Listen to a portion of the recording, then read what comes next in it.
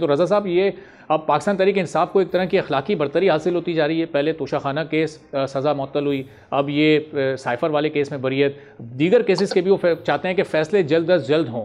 अब हमने देखा वो इद्दत वाले केस में भी डिलेइंग टैक्टिक वो जो मुतल्लिका फ़रीक थे उनकी जानिब से, खावर मानेका साहब की जानिब से वो इख्तियार की गई। तो पॉलिटिकली क्या आप इनको मजबूत होता आप देख रहे हैं जब एक एक करके केसेस का बोझ इन पर से उतरता जाएगा? जी बिल्कुल अरबाब, जाहिर है कि साइफर केस जो है एक बड़ा केस था, बुनियादी केस था और इसमें उनको रिलीफ मिलना अदालत से। हसन भाई जो जो बातें बता रहे थे आपको प्रोसिक्यूशन की और सिस्टमैटिक जो प्रोसीजरल फ्लॉज है, कोई भी वजह कानूनी बात तो हसन पाशा साहब आपको बेहतर हो सकते हैं, लेकिन सियासी तौर पे यकीनन पीटीआई को, बानी चेयरमैन को और दीगर लोगों को फायदा होगा, उनके बयानियों को मजबूती मिलेगी। रज़ा साहब, गुफ्तगू आप जारी रखिएगा। शौकत बसरा साहब पाकिस्तान तहरीक इंसाफ से हमें ज्वाइन कर चुके हैं। जी रज़ा हारून साहब। तो यकीनन उनके लिए एक सियासी और इखलाकी फतह तो है।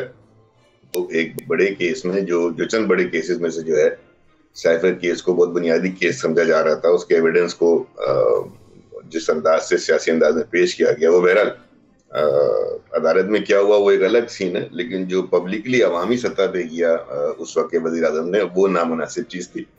उन्होंने जलसे में एक पेपर को लहराया भी और उसको हवाले भी दिया साइफर का। अब वो साइफर था नहीं था ये तो अदालत में साबित होना था, अदालत ने जो है फैसला उनके में दिया।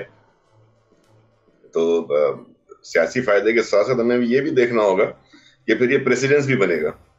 अदालती फैसले जो है प्रेसिडेंस भी बनते हैं और साइफर को मेरी जो अपनी मालूमात हैं, जो मैं समझता हूँ साइफर के हवाले से, कि बड़ा क्लासिफाइड डॉक्यूमेंट होता है, जब तक वो डी क्लासिफाई ना हो तो किसी के हाथ में दिया नहीं सकता। तो ये बड़ा टेक्निकल रीजन है या टेक्निकल बड़ा इसके ऊपर बात हो सकती है, जो कोई वकील बेहतर बता सकता है कि वो अदालत में कैसे पेश किया जाता, किसके हाथ में जाता। वो तो बड़ा क्लासिफाइड डॉक्यूमेंट है, या तो वो only for the eyes of जजेस होता या only for the eyes of people who can see that were authorised to see a cipher. तो बड़ी टेक्निकलिटीज है इसके अंदर, यकीनन उस पर अदालत ने गौर फौर किया होगा और जब इसका तफसीली फैसला आएगा तब हम इसको पता कर सकेंगे क्या क्या बातें हैं वो अदालत के। जिस तरीके से केस जेल में चलाया गया, वो यकीनन उसका इख्तिताम जो था वो नामुनासिब था, उसमें प्रोसीजर को फॉलो नहीं किया गया। बानी ने अगर टाइम मांगा था, डिफेंस स्टेटमेंट देना चाहते थे, जो वो देना चाहते थे खबरें वगैरह, तो उनको वो मौका देना चाहिए था। जब आप ड्यू प्रोसेस को रोक लेते हैं निचले स्टेज पे, तो फिर हायर ऊपर की अदालतों के पास कोई चारा रह नहीं जाता कि वो रिलीफ दे, वो रिलीफ देते हैं उसके अंदर, क्योंकि ड्यू प्रोसेस फॉलो नहीं हुआ, डिफेंस का मौका नहीं दिया गया।